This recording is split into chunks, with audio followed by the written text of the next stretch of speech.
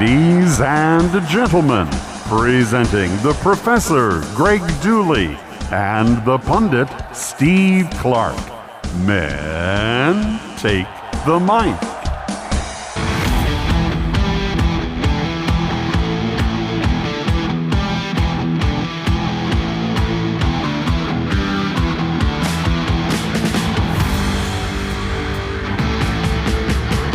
That's right, this is the Professor and the Pundit with Greg Dooley and Steve Clark. We're presented by Nick Hopwood, who's a certified financial planner. He's also the founder and president of Peak Wealth Management. Retire with confidence.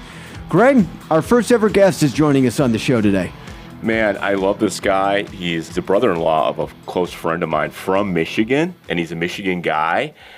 And he's like sports gambling sharp, means this is what he does for a living. And we're talking about a guy named Brad Feinberg. Brad talks about being one of the most dangerous people to a casino, and I guess there's a difference between a sharp and a shark? Not in the casino's eyes, because they don't like either one of them. Okay.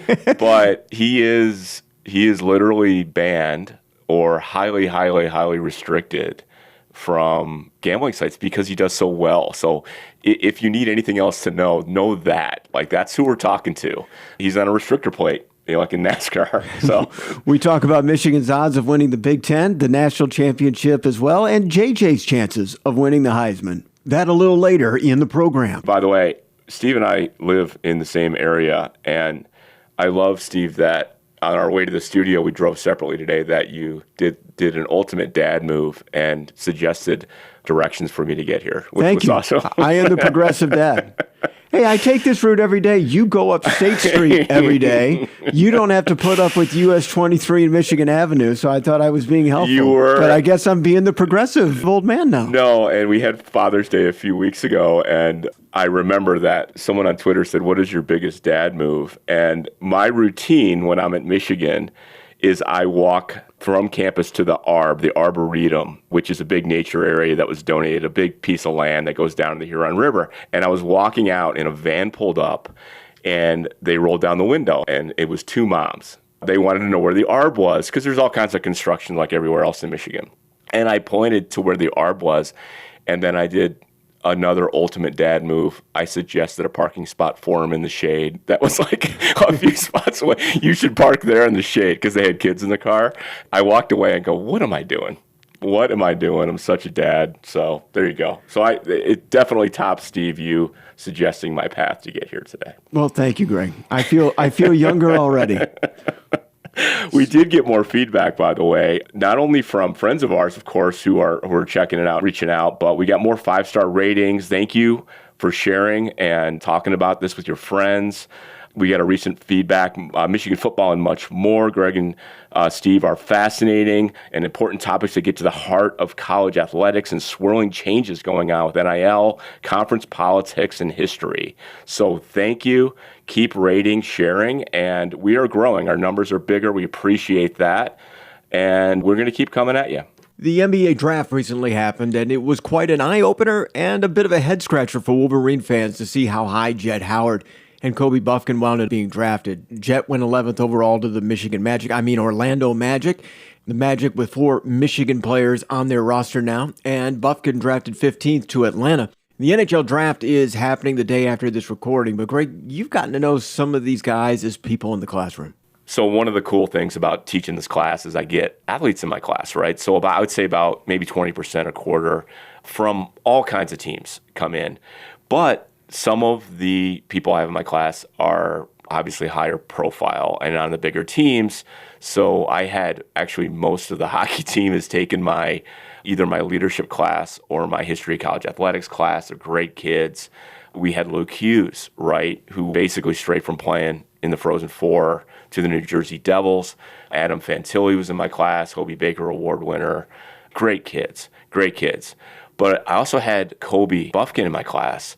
And I'll just say this, if we had any team full of Kobe Buffkins, we would be a great team. He is a special kind of focused grinder, hard worker, really, really good young man. And it's kind of cool to know that I was a tiny, tiny part of their college career. and to see what they do. Put it this way, if you saw me on the street and you said, well, tell me about Kobe, I'll just tell you, he is just a really, really fine young man, and I think he's going to do great. I went to one NBA draft, 1994, Indianapolis. It was Jalen Rose and Juwan Howard's draft.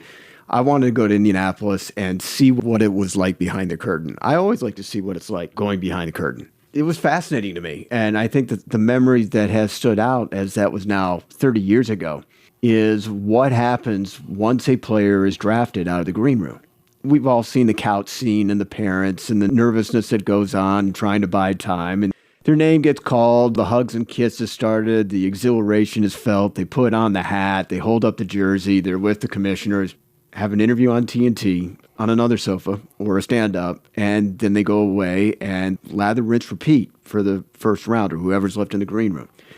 But what I found interesting is what happens to the player after he leaves the stage.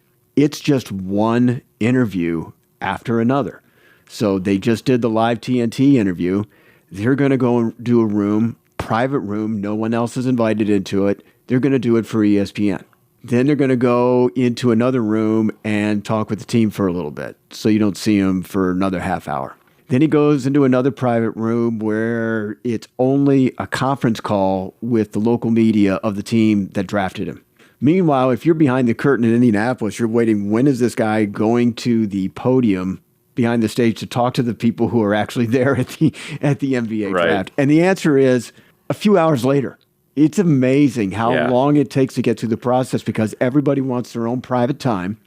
Team, major networks, locals in the community that can't make it in Indianapolis, and then eventually the people that were actually at, in this case, the RCA Dome, where the draft was taking place. And it would be a few hours later, and only then would that player see his family from the green room again. Yeah, especially if like that was one of the teams they didn't want to go to, and they don't have time to talk to their parents about it. Like, I didn't want to go to the Celtics. He didn't want to go to the Celtics. And they only see him like 90 minutes later. I went to the draft before, the 93 draft, the Weber draft, and my takeaway was, and I've been to another one. I don't remember which one it was, Steve. It was in D.C. because I was living there. Sure. They're so boring. But the one takeaway from the Weber draft was, I remember when he got drafted, and he got drafted by the Magic and then almost immediately traded, right? Right. I was sitting next to where the Magic ownership group was in a suite. So I was not in a suite, but I was near him. And I remember looking over when Weber got drafted, and they didn't cheer, or they made like no reaction. And your spidey sense came up. Well, it did. I go, something's up. And so I saw that. But yeah, my takeaway, Steve, was I think I'm the only person who's ever been to two. Because why would you go to another one? And it does kind of get to the question, like the NFL draft is coming to Detroit. Like, it's a happening. People are talking about it, man. Like, I want to go. And it looks awesome. Like, I want to go to every round, like the 3 days or whatever it is, right? It's a party. What's the difference? Because do you agree, though, that the NBA draft, it sucks? Like, it's just boring. In the NHL, it's even worse. And I bring it down to familiarity. We know the players that are going to the NFL draft. Now, do we know the 4th, 5th, 6th, 7th rounders? No, not necessarily. But we certainly know the big names. One of the reasons why we know the big names is because networks like ESPN and radio has figured it later on through their own rating system, that talking about the NFL draft keeps people engaged, and they're interested in that more than ever. So why are they so interested? Because I think they know the people that are in the draft. They know their favorite university player. They know the guy that scorched their team up. They're familiar with the guys, at least in their own conference, have vested interest in the people in their own team, and they want to see where they're going to go and how it parlays into their favorite pro football team. Why doesn't that work with basketball? I think too many of the players now, compared to what it used to be, are coming from teams and leagues that we don't know anything about. Yeah, like I didn't know who Darko was, and some of these guys. And the only reason I know the number one pick this year, the French guy, is just because he's the number one pick. They're talking about it. Never seen him play. Have you seen him play? No, just a couple I've seen clips. an occasional video of him making a move, okay? So we don't know about their personalities. We don't know what makes them tick. We've never seen them play a game. We've never seen them cost our team a win. We've never seen them give our team a championship. The lack of familiarity with players from the G League team that they're playing from, don't know. European divisions, don't know. Asian leagues, don't know. They make up a lot of the draft. And then you see guys who are being drafted like in the top 10, and you're still going, who? Really? That guy? Yeah, and I think an aspect is the cult and culture around the NFL. I mean, it's just so much bigger. And just attached to that, how much bigger is the NFL just in general than the NBA? I don't know. But if you made the NFL draft its own sport, isn't it in the top 3 most popular sports? And you're right about the coverage. The coverage is insane. We've been talking about the draft. I noticed this on ESPN. They've been talking about it so long. And they go, yep, and the draft is a month away. I'm like, it's a month away? I feel like I know all the Lions' needs and everything that, everything that's going on. As somebody who knows, the draft discussion starts in November and it culminates in late May. It's wild. And that makes the draft season on television or on radio with various pundits like myself, pundits, and certainly more famous people, longer than the actual regular season. Yeah. Well, that's what Sam always says about recruiting in college football, and it's kind of a different version of that, right? He always says it extends the season. Well, man, does the NFL draft extend the season? It almost covers the entire year. But if it is the chicken versus the egg scenario, TV production people can invite the crowds, bring in the entertainment, and create this huge scene. The debates, though, that the draft experts bring up can get quite tribal. This SEC edge rusher versus this Big Ten one. Hey, I don't care what you say. There's no better running back than Blake Corum. Or, I think this Big 12 guy is overrated. Or, that Buck guy better not be drafted before my guy. I just don't see that in college basketball as much. You may know your guy or a few others, but look at the top of this year's draft. Did Victor Wembanyama, Scoot Henderson, Amen Thompson, Alsir Thompson, they play in the NCAA tournament? No. Not last year, not any year. What about Brandon Miller, Cam Whitmore, Taylor Hendricks, and the rest of the top 10? They did just the 1 year. And to a lesser extent, for the same reasoning, the same with the NHL. Again, a total lack of familiarity with players that are playing out of high school or a few colleges out in the Midwest and the Northeast where hockey's being played. Certainly nobody really understands what's going on in the OHL or in the Western Hockey League. Nobody's paying attention. When these players are getting drafted, everybody's going, who? Okay, what? Well, and it's so much different. Like I mentioned, I teach these classes, and I've had a lot of the hockey players in, and I think they're all drafted already. And they're sitting there, taking my college class. Mm-hmm. So it's just different. So do you want to, and do you plan to go if the opportunity's there to the draft when it's in Detroit? I'm excited about the prospect of going. I am not excited about the logistics of getting in there and getting out wherever it's going to be. We are such dads because it's the first thing I think about, Steve. Well, no, I'm not sure it's about dads. It's more like been there, done that. Yeah, a dad. If I'm 20, if I'm 22 years old and I'm just out of college and I'm just starting into this profession, I'm going everywhere. Yeah. I'm doing everything, and I'm willing to drive way out of my way. Well, the NBA draft was in Indianapolis. I wanted to see this draft. And it was 4.5 hours away. Fine, going for it. I'm going to pay a whole bunch of money on my own dime to go there and do that. Certainly not going to be compensated by a company to do that at my level. So I'm willing to do this all on my own. But as an older person, I was just like, I've been there, done that. If there was something really new to the table, yeah, I'd be interested. And the NFL draft would be something new and the spectacle to it. I'm just not sure the infrastructure of Detroit is going to be able to handle it, depending on where they put it. Yeah, I'm with you. Well, I'd like to go, and believe me, that I am of the same mind of logistics. How am I getting in there and how am I getting out of there?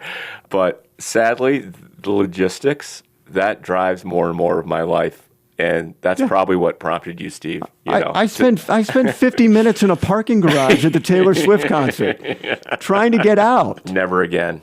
I don't know if it's going to be never again, but it's one of those things that go, man, new plan. All right. Good stuff, man. That means it's halftime on The Professor and the Pundit with Greg Dooley and Steve Clark. And we're now joined by our sponsor, Nick Hopwood, a certified financial planner, the president and founder of Peak Wealth Management. Retire with confidence. Nick, earlier we discussed the difference between a traditional 401k/IRA versus a Roth 401k/IRA.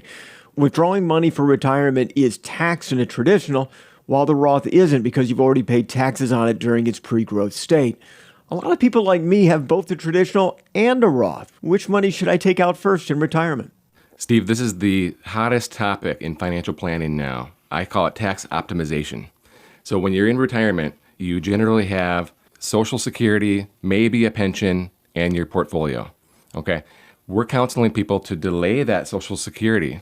So then we have a few years, this retirement red zone, if you will, where we could take those IRA withdrawals and only pay 12% tax on those withdrawals, up to around $100,000. So for a lot of people, that could cover their entire cost of living, and you're only paying 12%. If you need more money, hopefully you have a brokerage account on the side, which is only subject to dividends and capital gains, and we can stay under that 12% bracket.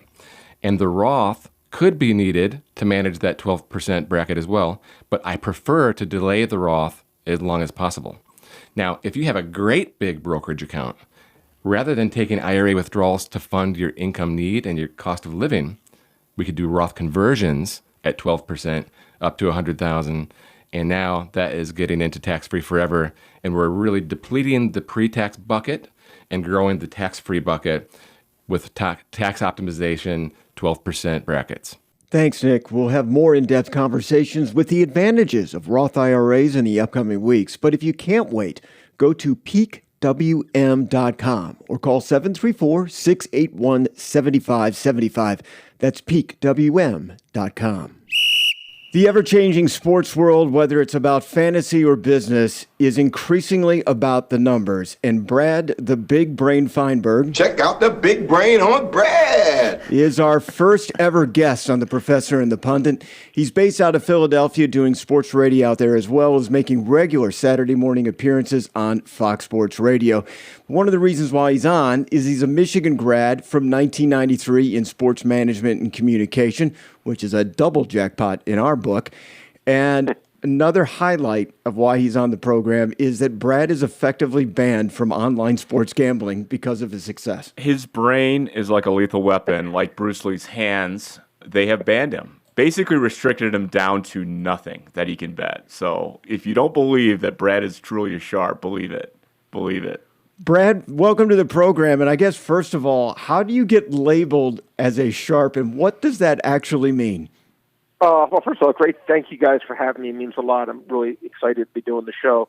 You know, it's funny. The first time it happened to me, it was almost like a badge of honor. Oh, they think I'm so good. They don't want my business. And I was like, this is cool, right? Like, wow, they really respect me. But that feeling of it being cool lasted for maybe a day. Then I was like, wait a minute.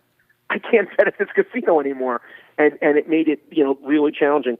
Look, I don't know if you guys, about my age, ever saw the movie The Running Man? Did you ever see that movie? Of course. Schwarzenegger. Okay, do you remember how Richard Dawson said in the thing, he goes, here's our latest contestant, whatever. He beat Cyclops, so now he's laying on the beach in Hawaii. Do you remember that? Yeah, sure. They do the cutaway, right? Right. Yeah. But they really killed him, right? Like, the thing was, no one was allowed to escape. It was BS.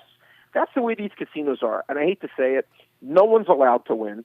If anyone shows an IQ over 0.4, they kick you out. If you show any propensity that you have the edge, it's not okay that 98.5% of the people lose. Nope. They need 100% of the people to lose. Look, I hate that mentality because to me, when I was growing up, and really started in this industry, I bet with the sharpest bookmaker in the East Coast, and this guy was brilliant. And he used to welcome my bets, and he would take my bet, and he would shade it to whatever side I bet. For example, let's suppose Michigan was playing Ohio State. The line was Michigan 2.5. I lay Michigan laying 2.5. He would take that information of me making that bet, and he would raise his line to 3, saying, you know what? Yeah, Brad got in the bet in at 2.5, but now I have the sharper number. Most places are at 2.5. I'm at 3. I think that's the quote-unquote sharp side. And what the sharp side basically means, guys, is a side that – and one misconception I want to say is when I tell people what I do, they think I win like 100% of my bets. No. The Hall of Famers, the people who are the LeBron Jameses, the Michael Jordans, the Tom Bradys, win 55% of their bets, okay? And that can make you a millionaire very, very easily if you can win 55% of your bets. But going fine, my slogan is let's go 5-4, 5-4, 5-4, because that's 55%. But that's easier said than done. But it's always looking out for what I consider to be any kind of value. When I'm looking at a board of bets, guys, there may be 200 things I'm looking at, and 196 of them I find accurate. I'm looking for those 4 that I find any kind of mistake on, any kind of thing where there may be something off on, and that's what I'm looking to bet. It's and, amazing. That's amazing. And it takes a long time, but it's not like I don't just wake out of bed and just, it is work. And I think sometimes people think, you're just, no, I'm busting my butt doing this stuff, but I do enjoy it, and I'm lucky to be doing something guys enjoy as opposed to a lot of the masses, whether they're making a lot of money or a little money, sometimes don't enjoy their job. I enjoy this, and it's a passion for me. Well, that's a good lead-in, because when we were joking, now that I'm the professor, people actually want to talk to me at parties and stuff, because it's kind of interesting, right? So when did you decide that, hey, this can be a career for me? When did it click? Or was it always were you always kind of heading this way? Because at some point, you had to realize that you could actually make a living at this. Yeah, well, it's funny. I really became more mature. When I was younger, I remember the first thing ever. Do you guys remember those pools when you'd say 3 for 3, ties lose, 4 for 4? Do you remember those things? Like a card or Yeah, at school. When I was in freaking 5th grade, someone handed out these sheets and it says pick 3. You have to go 3 or 4 to 4, and 3 or 3 would pay 5 to 1, 4 to 4 would pay 10 to 1, ties lose. And I was like, oh, my eyes got so big. I can do this. But as I would say after I graduated college, and I just have my daughter is a genius in math, but her math is very different than my math. Her math is more the cosine of this or what. I don't understand what the heck that stuff is. Mine's more functional math where I can process very quickly. There's if there's an 80% free throw shooter at the line, what are the chances of making both free throws? I can tell you, okay, obviously 0.8 times 0.8, 64%. Things like that. So I can quickly calculate if there's a live bet, what the true odds should be mathematically immediately without having to say, all right, what do I, go through the steps. It just comes to me easily. So after I finished college, I really morphed more into it. I got into a family business, which was a clothing company, which did with my dad, which was great, and my uncle and my cousin. But honestly, I was making more money doing my sports betting than in my job. And it was just something that I love doing. Now, it's gotten much harder now, believe it or not. You may think with the information today, it's gotten easier. I think it's gotten harder today, even though there's more information, because the bookmakers get that information too. And I usually would go with extra deep dives to get information that other people wouldn't. And I think that now that there's more information, it actually hurts me more. And I find that the lines are more efficient today than they've ever been, actually. So you actually do research. You're not an aggregator of research where you're collecting maybe a dozen different people's take on things. You're doing your own thing and coming up with it. Yeah, well, it's funny. The one thing I will say is, I have no ego, and I really mean that. And I don't care if you tell me your friend Arnold the farmer is the best handicapper in the world. He's great in college ice hockey, and he's the best. I would gladly pick his stuff and bet his stuff. I don't care who originates it. I'm always there's a couple people I follow myself that are extremely sharp, and they win. So again, I'll originate my own stuff. I win, and I also follow others who are really good at this, and that they win, and I bet their stuff as well. Because again, as I said, I don't care who gives me the pick, whether it's me or am I doing their own work or someone else. But there's actually interesting people that I know that I would get picked. I made a lot of money for, and because their brains worked where if I was giving them a pick, it wasn't, it just didn't give them that same endorphin rush or whatnot. They would want to bet their own stuff. You know what I'm saying? And then maybe lose with their own stuff. Again, with me, I just want to win, and I do it just 100%. I want to win, and whoever I get the information from, if I knew that person is a winning bettor, I'm happy to put it in. But yeah, I originate basically all my stuff for sure. So it's obviously it's your job. It's a business, effectively your career. So does betting for or against Michigan ever come into play? Does your heart, in your head, in your wallet, do you have that struggle sometimes, like we all do, but the stakes are different for you? I'll tell you an interesting story. It's so funny you should say that, buddy. All right, the two teams in life I still let myself root for: University of Michigan, whether it be basketball or football, and the Philadelphia 76ers. Those are my kryptonites. Every other team I could give a toot, who it is, what it is. It's just I'm looking at a jersey that's blank, okay? But with Michigan, I root for Michigan extremely hard. And with the Sixers, I root for them extremely hard. I will tell you, and I remember this like it was yesterday, the Michigan-TCU game. I love TCU. I thought TCU would win the game. I thought it was at least 50-50. I thought Michigan would really struggle defensively. And I thought it would be a very high-scoring game that Michigan would lose. And I felt very comfortable that this game, the line was extremely way too high. And I did make a smaller bet on TCU just in the first half. I'm like, all right, well, maybe I could hope Michigan wins the game after that. But I remember specifically in the fourth quarter, Michigan was down. What did they lose that game by 6, right? I think they had the ball. They could have tied or won, right? I choose to forget. Yeah, it was pretty tough. It was something like that, yeah. There was like 3 minutes to go. And remember, Michigan had just scored to make it 51-45, and they kicked off, and TCU had the ball at like their own 25-yard line. The live betting at that point, even like minus 110 both sides, was TCU minus 5.5. And I remember if that had been any other team, and I literally mean any other team in the world, I would have made one of my largest bets of my life on TCU minus 5.5, because watching that game, I felt there was probably a 75% chance that TCU would get a first down there.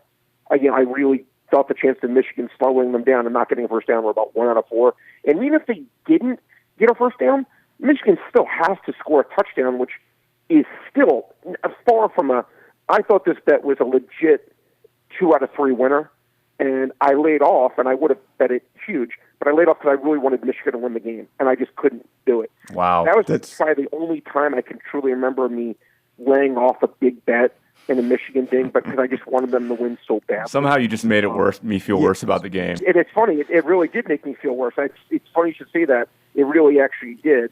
And then the only thing I put my heart and soul into was like, all right, I just need Ohio State to lose to Georgia. I need Ohio State to lose to Georgia. And at least Ohio State did lose to Georgia. And I will tell you a story about that game, too, real quick. When Ohio State got the ball back, they were down, I think, by 1 or 2. I'm trying to remember. It was 1 or 2. They were down about 1 or 2. And they were like their own 25-yard line. By that game, Stroud, if you remember correctly, was playing great. And they made the live betting like Georgia was like a 3-1 favorite. And I'm like, Ohio State, a minute and 50 to go, they certainly score 25% of the time. I go, this is mispriced severely. I made a big bet in Ohio State. And then they call the timeout. They have the 50-yard field goal. And I made a bet to break even. If he misses the field goal, I break even. And if he makes the field goal, I win a lot of money. And I rooted for him to miss the field goal, even though it cost me literally 5 figures. I hate Ohio State that much. I love it because like 5 figures for Ohio State to lose. I love because you're kind of letting us inside the mind of how you work and how you like manage your money. Michigan is a soft spot for me, but again, I'm always looking at what are the odds. Even a team like Ohio State, who I can't stand, I did bet on them to win because I knew that it was very mispriced. I knew that the way that game was going, that they were certainly 25% or better to score there, and they got in field goal range, and they missed the kick. But for the most part, I don't let my fandom get in the way on my job. But again, that Michigan TCU game was certainly one case where it did happen. So 2 things here. One on the Ohio State-Georgia game. There was a bunch of depressed Michigan fans at Sky Harbor Airport at around right when the clock strikes midnight, Eastern time. And I noticed that the way Sky Harbor was set up, it's one big straightaway filled with gates. And I would say that 50% of the people in the airport on a late New Year's Eve night local time were Michigan fans going home to various destinations across the country. And one of the things I learned was that all these people were watching the Ohio State-Georgia game over their phone. And as this was happening, and it's a vacant airport except for mostly Michigan fans, you realize that everybody's Wi-Fi connection is a little bit different. And one by one, people started standing up and cheering. Well, I'm looking out and I'm seeing people jumping up and down, and I'm looking at my phone, and the kick hasn't happened yet. Sure. And then I start to get a sense he's going to miss this field goal. And then I cheered, and then other people looked at me, and they looked at their phones, and they started cheering. And I'm literally, there's people that were going to Denver, Minneapolis, Chicago, Detroit, Washington, D.C., New York City, all celebrating in mass on this long straightaway of an airport with numerous different gates. But back to the TCU-Michigan game, I put about 12 bets on that game during the game itself. And the reason why, and Greg is going to shoot me for doing this because he has totally different opinion on this, but because of Michigan's inability to have success in terms of winning championships for a long period of time or winning meaningful bowl games, I started feeling I will pay for championships and big bowl wins. And so every bet, can't stand this. I make every bet against Michigan because if I lose, I don't mind paying the surcharge for a year's worth of celebration and just overall feeling better each and every day. And if Michigan does lose the game, then I'm going to be highly compensated like an injury accident victim, and my lawyer is getting me paid. Yeah. And that's how I do it. And Brad, I think it's bunk because I feel like you're getting a kick in the giblets either way, one or the other. It's just a choice. But I know that a lot of people do that, or people do. I paid for my trip kind of thing. You know, a lot of people do that. A lot of people do that. But I got to first of all, real quick on the Ohio State thing at midnight.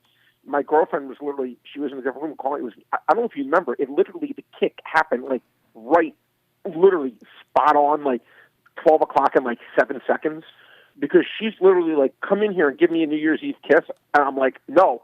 I got in so much trouble for that. She legit caused a fight. She's like, you're choosing a football game over me?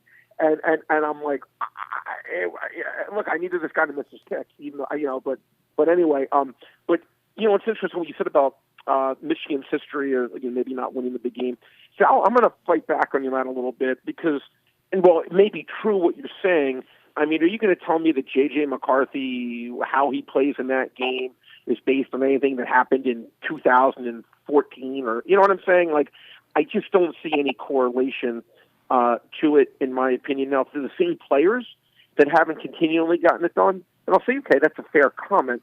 But if it's a completely new team and then, I don't think it's fair to hold maybe past failures in big spots against them. Now, maybe, you'd think maybe Harbaugh can't get them over that final hurdle. Okay, that may be true, but I'm like, look, I just treat each game as its own, masterpiece, so to speak, and I don't necessarily think what happened in the past means anything in terms of what's going to happen in the future. But I do agree. I've seen so many of my friends have that same attitude, like, all right, well, I'm going to bet against them because I know they're going to lose, or that. And if not, at least I'm getting rewarded, and if not, I'm happy to pay for it. But you know what? If it works for you, then that's the right answer. Yeah, it's working for me, and I absolutely agree with you. Players are rotating every 4 or 5 years out. The coaches have rotated every once in a while too. So yeah, it's a reset, and that's how you play odds. If you're playing the roulette table or blackjack, there are certain odds that things will work itself out, and whatever was previously rolled doesn't necessarily make a difference. Correct. Yeah, the only thing that's consistent is people like us, the fans.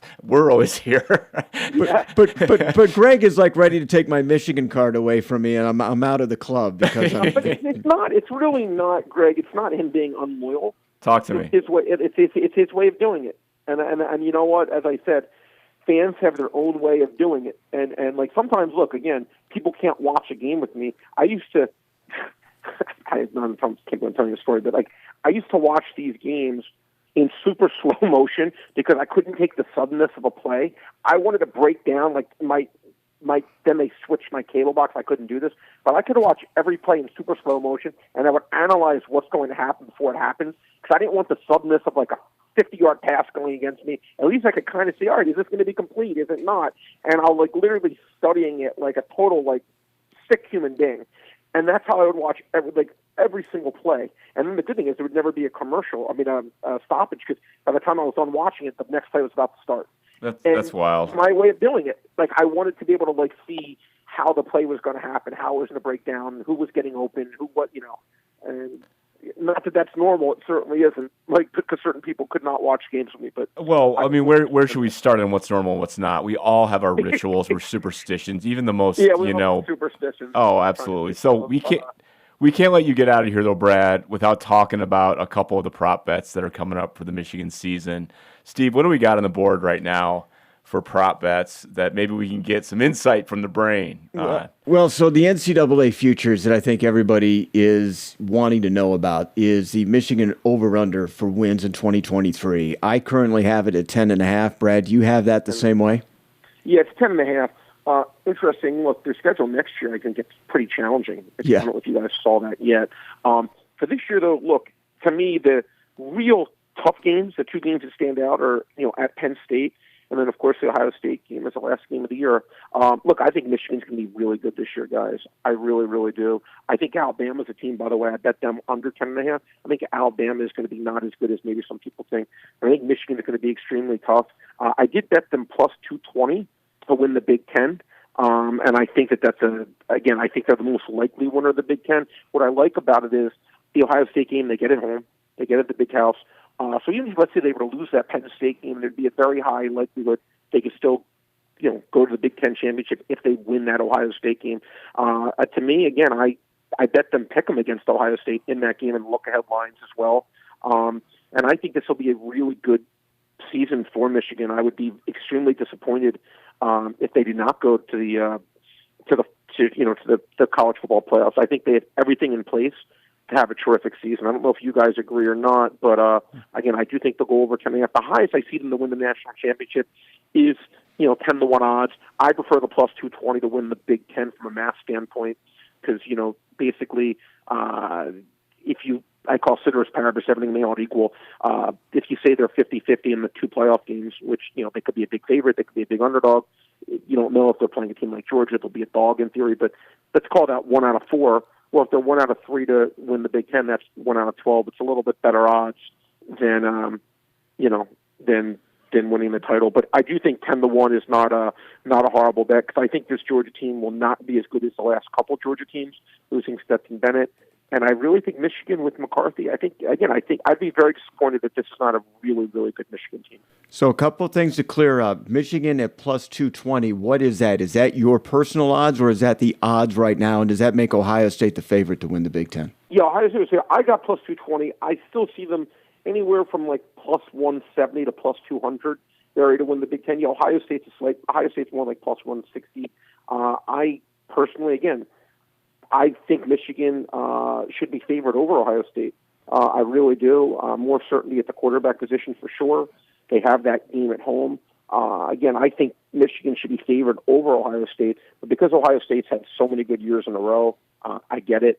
The market just tends to favor them because of their past success. But me personally, again, I clearly have Michigan ranked a little bit higher than Ohio State, and I think they're definitely the most likely winner of the Big Ten this year. Again, we're talking to Brad Feinberg, who is a betting sharp, talking about Michigan football and what's coming up in 2023. And just so you know, because you're based out of Philly, it is playoff win or bust for Michigan. That is the local sentiment around here. You've got to make it to the national championship game. Otherwise, it's a failure. The other odds that people are looking at, people are in love with J.J. McCarthy and what he can do. I get a sense because Michigan's offense kind of gradually brought him into the fold and was very careful with how they played him. And much of the nation doesn't see how good he could actually be this season. And his Heisman odds are a little bit down than I think local people would expect. In fact, his Heisman odds seem to be the same as Tennessee quarterback Joe Milton, a former Michigan Wolverine starter himself. Yeah, who would have thought that Joe Milton, again, I don't know what you guys thought watching Joe Milton at Michigan. To say I was underwhelmed would be the understatement of the year. I was not impressed with Joe Milton at all. I don't know if you got what your guys' take was, but what's interesting is I always say in life, would you rather be consistent or would you rather be right? And as a sports gambler, you'd much rather be right than be consistent. In sports, people always would rather seem to be consistent. You're a Michigan fan, they're thick and thin. In politics, people are always consistent. Whether you like a certain party, whether their party stinks or bad, you always stick by them. But in sports gambling, information changes. And if you're not pliable with stuff, then you have no chance of winning. This is a perfect example. I think J.J. McCarthy is a far better player than Milton. Far better.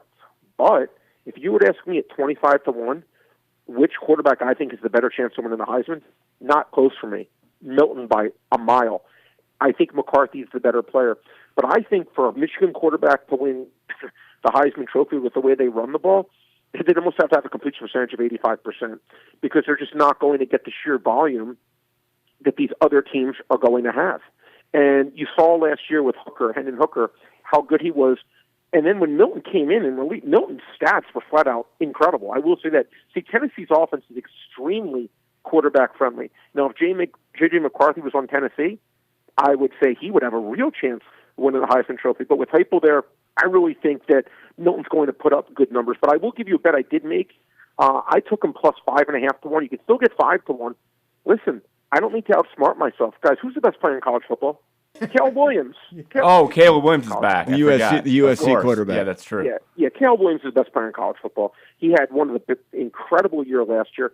I see no reason why he won't have an incredible year this year. And obviously, there's some really good competition. Drake May, I think, is really, really good too. But I think that him at 5-1 to win the Heisman Trophy, that implies there's a 16% chance. I think there's above a 16% chance that he does win it. I think USC is going to be really good. Love the head coach and Lincoln Riley. He's such a good quarter. You see what he did with Kyler Murray, Baker Mayfield, and et cetera. Jalen Hurts. They've had huge success at Oklahoma based on the offenses he's had. Now, Caleb Williams is probably more talented than any of those guys. I think at 5-1, it still offers value, and that's a bet everyone who's listening can still get right now today. So you brought up a couple of things, and by the way, when you bring up these odds and your bets, you make it sound so convincing. I want to run out and put it on because the way you present it, do you think it's more than a 25% chance? I'm like, yeah, I love it. But you have your process and you have your data, but Steve and I both watch CNBC a lot, and our sponsor, is an investment planner, Nick Hopwood. And I saw Jason Robbins of DraftKings on CNBC. It was after the Super Bowl, and he kind of opened the kimono and said, yeah, here's where we make our money. And he kind of rattled off this list of common biases by bettors. Like, what are those biases that I guess people like me and Steve tend to lean toward, where they end up as, in the coffers of people like Jason Robbins and DraftKings? What are those common, I guess, mistakes or biases that they make? Well, look, people don't like to root against things. They root for human achievement. So people have a natural bias, guys, to betting the over and stuff. Okay, they just do, especially in props.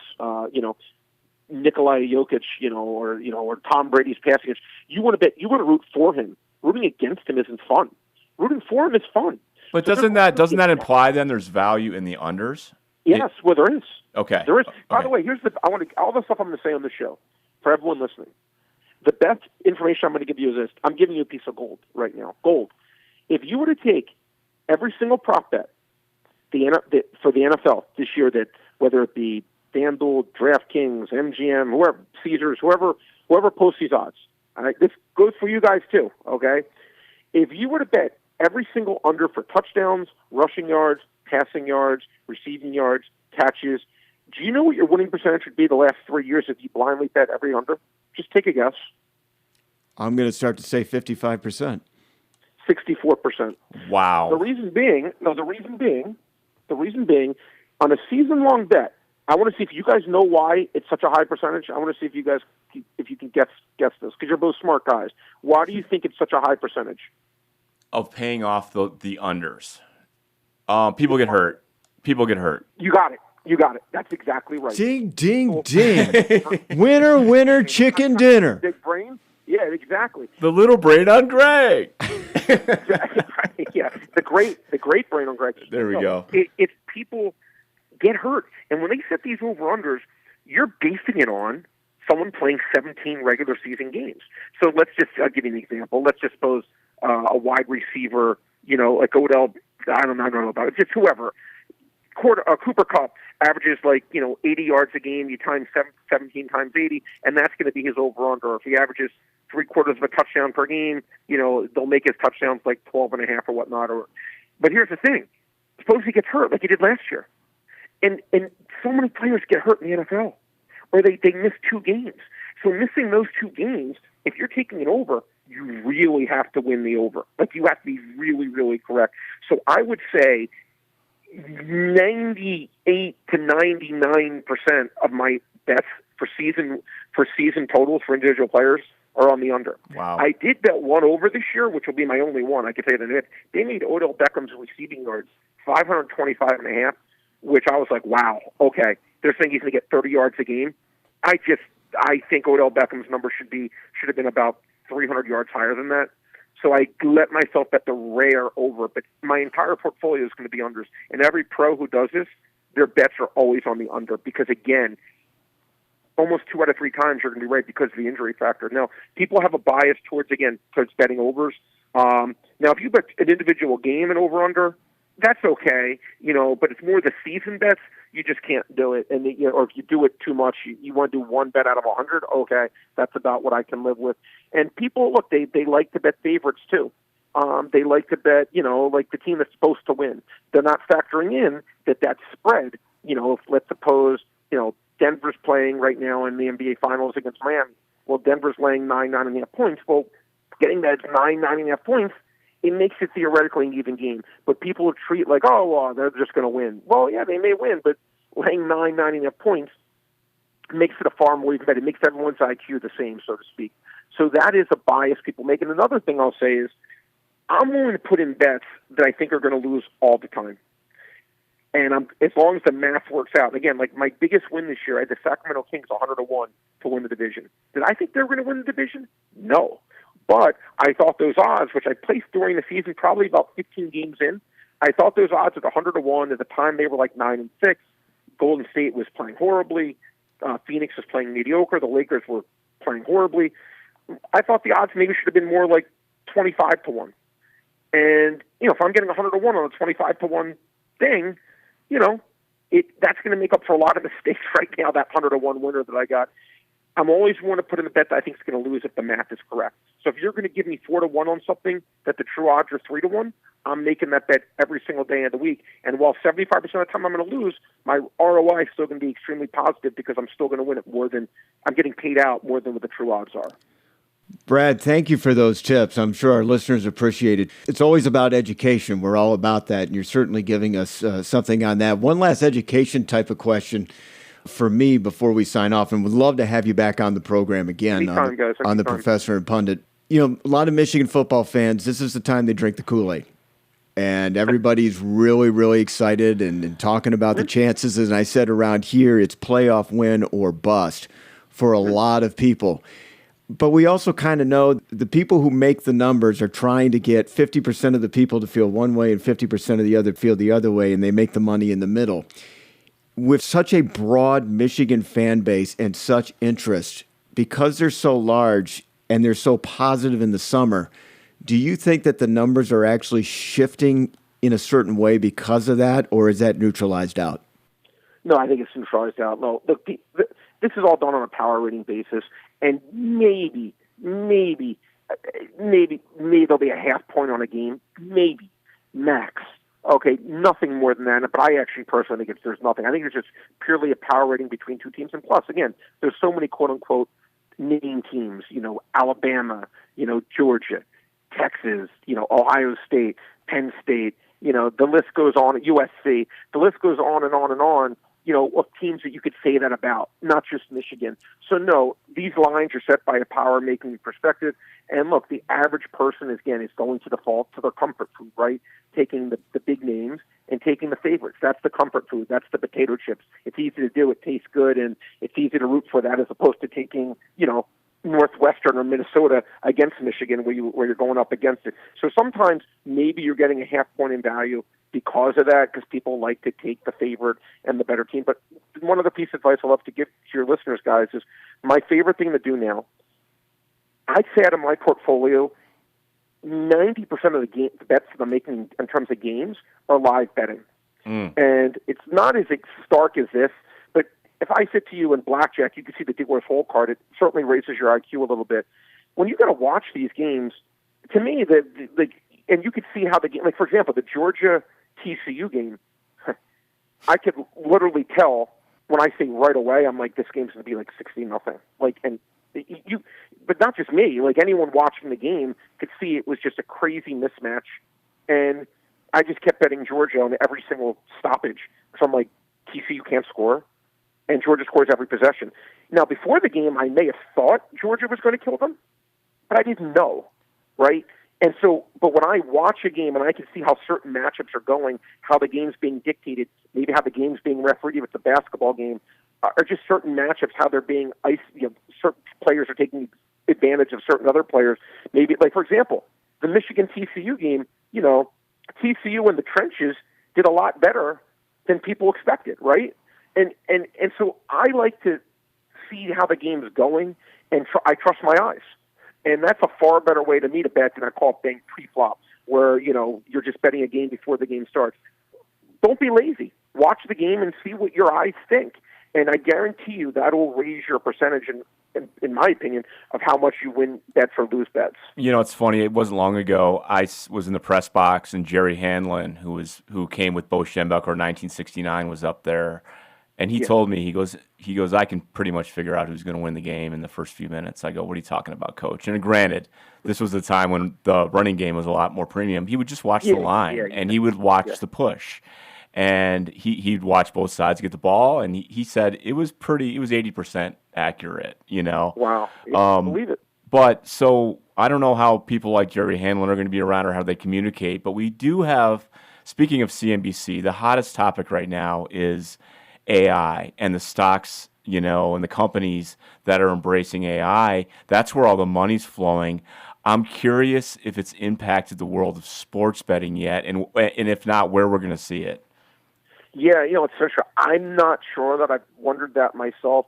Again, I don't know, and I am curious. Maybe they can decipher stuff that maybe people can't right now. One thing I will say is, again, it's not necessarily AI, but in terms of live betting, guys, one thing that can happen is if you're watching a game, a lot of times these live betting things are set by an algorithm.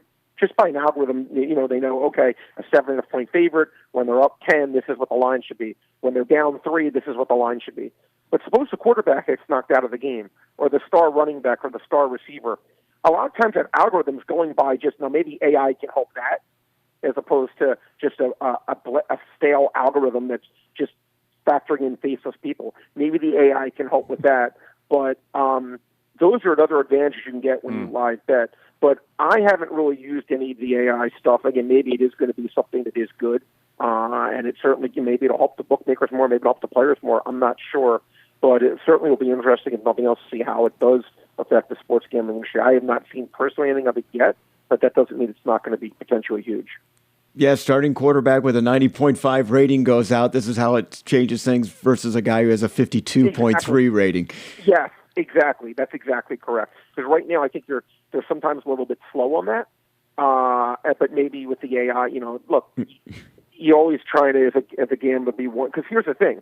The best gambler, here's the thing, guys. The best gambler in the world versus being the best bookmaker in the world, I'll take the best gambler in the world 7 out of 7 days, because he can make a lot more money gambling than that bookmaker can be working for another company. So, or that bookmaker would be on the other side of it. You follow what I'm saying? So, the players are always trying to stay one step ahead of the bookmakers, because theoretically, the best gamblers are always a little bit better than the best bookmakers. It's information in means information comes out. And I think we just learned today that there's a lot of information coming in and out from the mind of Brad Feinberg, our first guest here on The Professor and Pundit. Brad, we would love to have you on the show again. Thanks so much, man. I love it. I enjoyed talking to both you guys very, very much, and go blue. Go blue. Thanks, Brad. That's going to do it for this week. Next week, Greg got some exclusive access to the annual Charles Woodson event on Maine to benefit the Charles Woodson Clinical Research Fund. Steve Hutchinson was there, as well as Brian Greasy. Talk about your leaders and best. Thanks for listening, and thank you for subscribing. If you're enjoying the show, please rate and review, and then share it with others. Your reactions make the work rewarding. Special thanks to Nick Hopwood, our sponsor. If you need a certified financial planner or think you could do better with one, go to peakwm.com.